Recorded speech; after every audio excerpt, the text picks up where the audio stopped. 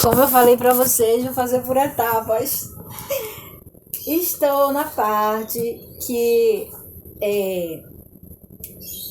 o copeiro falou com o faraó e que se lembrou, né? Ele já tinha sido reintegrado ao seu cargo.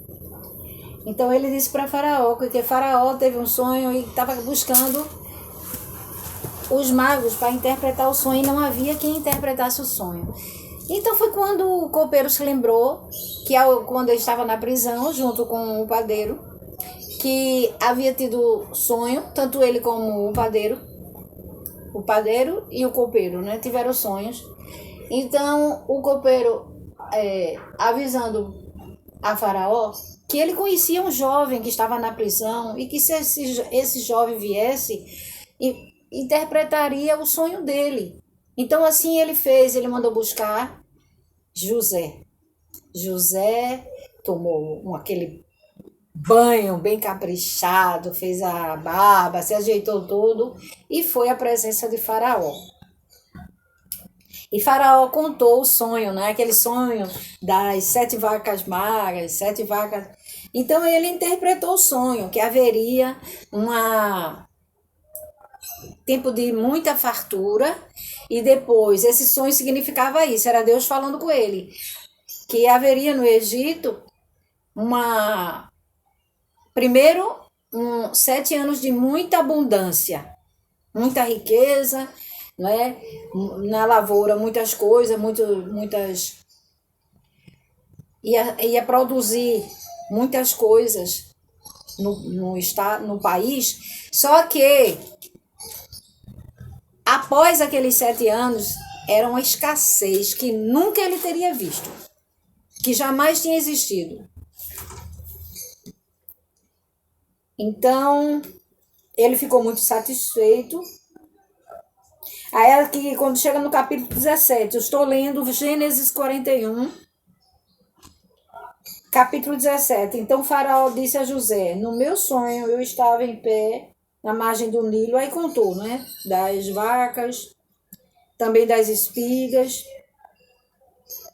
Aí ele disse assim, ó, José disse para Faraó: o sonho que o senhor teve é apenas um. Deus revelou a Faraó o que ele vai fazer. As 7 vacas boas serão 7 anos e as 7 espigas boas também. Significa 7 anos. O sonho é um só. As 7 vacas magras e feias que subiam após as primeiras serão 7 anos, bem como 7 espigas. Ele disse que tinha apenas um significado, que haveria 7 anos de fartura, de muita abundância, e que ele precisaria delegar uma pessoa para precaver, né? Se precaver, para não faltar quando houvesse aquela fase dos 7 anos de muita escassez. A seca total, escassez. Então ele devia delegar uma pessoa para que ficasse responsável para reter a quinta parte de tudo. Aí ele diz, explicando que nessa parte aqui, ó, depois virão 7 anos, primeiro de muita fartura e depois de muita fome. Toda aquela abundância será esquecida na terra do Egito, e a fome consumirá a terra. E não será lembrada a abundância da terra, por causa da fome que será tamanha. Porque será gravíssima. O sonho de Faraó foi repetido, porque a coisa era estabelecida por Deus e tinha pressa de se cumprir. Agora, pois, Faraó devia escolher um homem ajuizado e sábio, encarregá-lo de dirigir a terra do Egito. Faraó devia fazer isso, pois os administradores sobre a terra e recolher a quinta parte dos frutos da terra do Egito, nos 7 anos de fartura. Esses administradores deviam ajuntar toda a colheita dos bons anos que virão, recolher cereal por ordem de Faraó para mantimento das cidades. Ou seja, não só abastecer ali o Egito, como as terras vizinhas que necessitassem. E guardá-lo para mantimento das cidades e guardá-lo nos armazéns. Assim o mantimento servirá para abastecer a terra nos 7 anos da fome que haverá no Egito, para que a terra não seja destruída pela fome. Então José, ele levantou José como governador do Egito. Ele escolheu José. Ele teve até uma conversa com os magos. Um ficava pensando que ia ser o outro escolhido, mas na verdade foi ele. Então foi quando veio aquela acusação, né, do inimigo, dizendo que ele não poderia ser essa pessoa escolhida pelo faraó, porque ele tinha algo que quando ele foi para... Querendo dizer que ele tinha seduzido a esposa de faraó. Então mandaram buscar a esposa, mas olha, Deus é tão justo que ele fez o faraó descobrir, pegar a mulher em traição com um servo dele. Então o faraó fez questão de trazer isso em juízo diante das pessoas e ela foi condenada à morte e o rapaz também. O rapaz apanhou muito. Eu não sei detalhes se esse rapaz veio a morrer, mas eu sei que ela foi condenada, ela foi morta.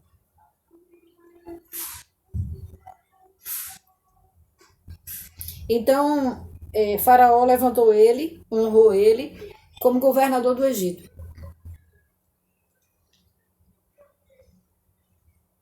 Aí ele disse assim, ó: visto Deus e revelou tudo isto a você. Não há ninguém tão ajuizado e sábio como você. Você será o administrador da minha casa e todo o povo obedecerá à sua palavra. Somente no trono eu serei o maior do que você. E Faraó disse mais a José: eis que eu constituo autoridade sobre toda a terra do Egito. Então Faraó tirou o seu anel e pôs na mão do dedo de José. Mandou que o vestisse com roupas de linho fino e lhe pôs no pescoço um colar de ouro. E o fez subir na sua segunda carruagem e chamavam diante dele, inclinavam-se todos. Passou a ser governador, né? Uma autoridade suprema naquela época. Desse modo, deu-lhes autoridade sobre toda a terra do Egito e disse ainda Faraó a José: eu sou Faraó, mas sem a sua ordem ninguém poderá fazer nada em toda a terra do Egito. E Faraó chamou José de Zefenate Paneia e lhe deu por sua mulher Azenate, filha de Potífera, sacerdote de On. E José percorreu toda a terra do Egito. José tinha 30 anos de idade quando se apresentou a Faraó, rei do Egito. E andou por toda a terra do Egito. Nos 7 anos de fartura, a terra produziu com abundância. E José ajuntou todo o mantimento que houve na terra do Egito durante os 7 anos.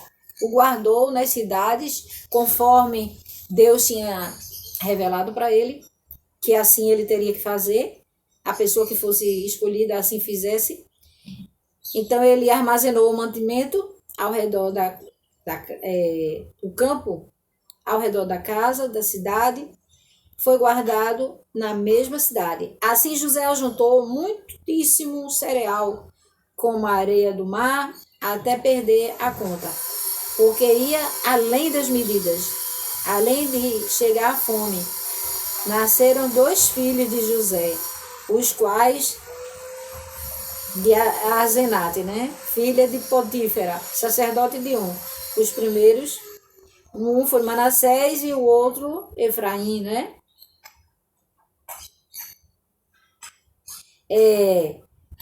Ao primogênito de José chamou Manassés, pois disse: Deus me fez esquecer todo o meu trabalho e toda a casa do meu pai. Ao segundo deu o nome de Efraim, pois disse: Deus me fez próspero na terra da minha aflição. Passados 7 anos de abundância que houve na terra do Egito, começaram os 7 anos de fome, como José havia predito, não é? E havia fome em todas as terras. Mas não faltou, sabe? Não faltou. Quem sabe da história? Não faltou ao ponto dele ajudar as cidades vizinhas. E os irmãos de José vieram ao Egito a fim de amando do seu pai, Jacó, né, Israel, para buscar mantimento. Então foi quando os irmãos chegaram. Mas só quando os irmãos chegaram, eles não reconheceram José, o governador. Não reconheceram. E José reteve eles, deixou um tempo eles presos. E depois ele ficou mandando, que ficasse um dos irmãos e fosse o outro para buscar o irmão mais novo, que ele queria o irmão mais novo. Aí como não pôde, não teve como, porque o pessoal dizia, não, os irmãos diziam, não, por favor, meu pai não vai deixar trazer meu irmão mais novo. Meu pai morreria trazer. Ele já perdeu o irmão mais velho, o outro irmão mais novo, quanto mais esse menor, o caçula. Então o faraó viu uma maneira, delegou ao servo dele colocar um copo dentro, que tinha sumido o copo dele, depois que ele trouxe, não é? Porque teve a primeira vida que ele foi aos irmãos, deixou um retido, um preso, e os irmãos foram para trazer o Benjamim. Aí o Benjamim veio. O Benjamim foi o filho mais novo de Raquel, que ela morreu na gestação, né? Na gestação não, no parto. Então, que também era mãe de José. Então o pai deixou trazer o Benjamim até José. Aí quando trouxe Benjamim a José, ele mandou que os irmãos fossem buscar o pai. Primeiro ele reteu Benjamim, porque até trazer o pai, porque ele delegou ao servo dele procurar, mandou colocar o dinheiro de volta na sacola deles, na bolsa deles, o dinheiro que eles tinham trazido para o Egito para comprar o mantimento, levou o mantimento para seu pai, para sua casa, não deixou faltar nada, e junto com as sacolas, né, as encomendas para o pai, para Jacó, também ele colocou o dinheiro de volta, não quis o dinheiro deles. Mas quando eles trouxeram o Benjamim, começaram a colocar, pediu ao servo para colocar um copo que tinha desaparecido do faraó. Mas aquilo ali foi uma armação que ele fez para ficar Benjamim lá no palácio com ele. No palácio, né? Na casa dele. Que ficava junto do faraó, né? Então ele foi buscar o pai. Os meninos, os irmãos, tiveram que buscar o pai, Jacó, e trouxe Jacó. A história é muito linda, amados, muito linda. Então Jacó se emociona muito e conhece os netinhos e ele unge a cabeça de Faraó, abençoa Faraó. E esse Faraó é aquele Faraó bonzinho, é o Faraó abençoador. Então ele abençoou o Faraó, pôs as mãos na cabeça de Faraó, abençoou. E Faraó delegou que José desse tudo o que a família precisasse, necessitasse. Eles passaram a morar ali no Egito e ter toda a regalia, ter tudo que eles precisassem. A história é belíssima. Ele não guardou mágoa dos irmãos. Não é que ele esqueceu, ele sabia de tudo, mas se lembrava de tudo, mas ele não guardou mágoa no coração. A história de José é uma história muito impactante. Então, assim, voltando àquela parte que eles dizendo que José não poderia, antes de José assumir, né? Eles dizendo, um se levantou dizendo que José não poderia assumir esse cargo porque ele tinha cometido um delito forte, né? Um pecado forte, e que ele tinha ido para a prisão por conta disso. Querendo dizer com isso que José ia ter que voltar para a prisão. Mas Deus é tão justo que a mulher de Potifar, ela tinha um caso com outro servo do faraó, aliás, do comandante da guarda, que trabalhava para faraó. E Potifar, né? Ela era a esposa de Potifar. Então, o servo de Potifar, tinha um envolvimento. E Faraó um dia veio em casa, quando abriu a porta, pegou ela, os dois juntos. E foi aí que ela foi julgada. Faraó mandou trazer os dois e eles foram julgados e ela foi condenada à morte. O rapaz, eu sei que ele apanhou muito do Potifar. Faraó disse, faça o que é justo. Então houve uma luta corporal onde Potifar socou muito nele. E a história, amados, é muito bonita. A gente sabe essa história de José. Muito bonita, muito impactante. Deixa uma lição maravilhosa para todos nós. Ele não guardou mágoa dos irmãos, que tamanha foi a injustiça que os irmãos fizeram com ele.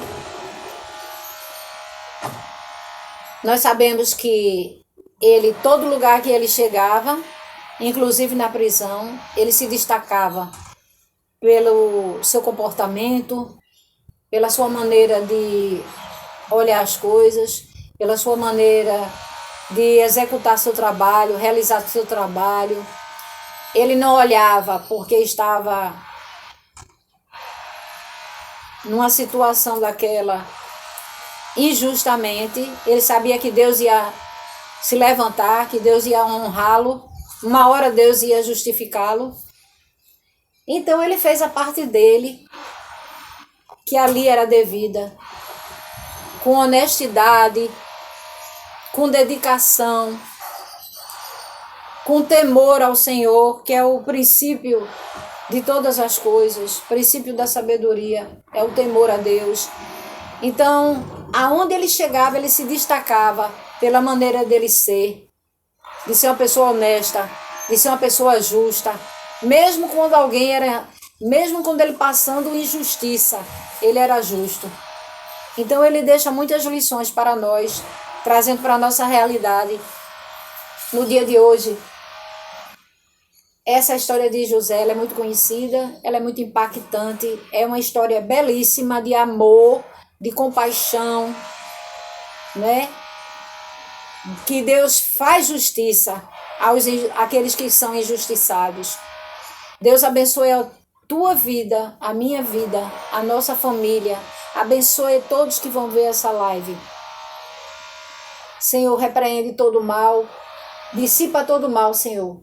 Que todo mal que venha querer destruir nossa vida, afligir nossos caminhos, nossa família, seja banido pelo poder que há no teu nome. Senhor Jesus, Deus Pai, Deus Filho, Deus Espírito Santo. Excelente dia para vocês. Até a próxima live, se assim o Senhor consentir. Deus abençoe. Fiquem na santa paz do Senhor.